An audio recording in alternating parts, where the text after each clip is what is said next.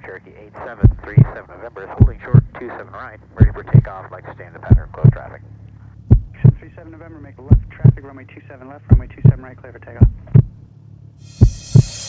Left traffic, 27 left, clear for takeoff.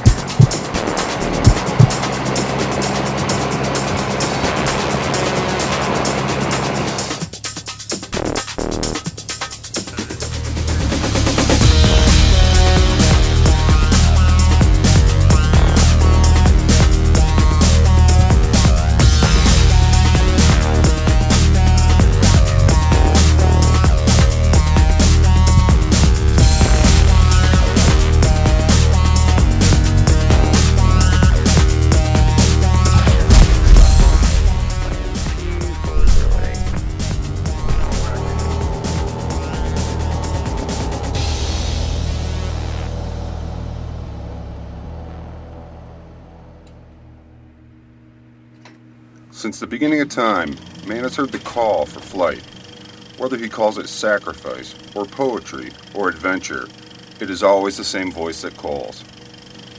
Why is man obsessed with flight?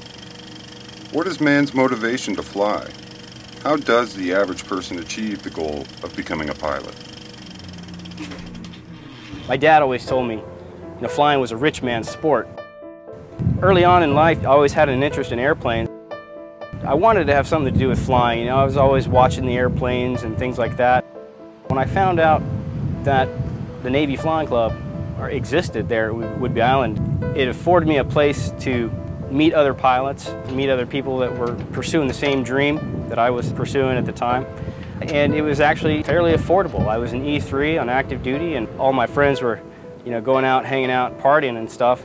I was studying and working to get my license. It was probably the coolest thing I'd ever done, the biggest accomplishment for me. Shortly after I had gotten my pilot's license, when I got my first photographic assignment, I was on the USS Abraham Lincoln. I started doing flight deck photography, and it just came natural for me because I'd get on the radio and I'd talk to the pilots in their language. It made me a better aerial photographer being a pilot.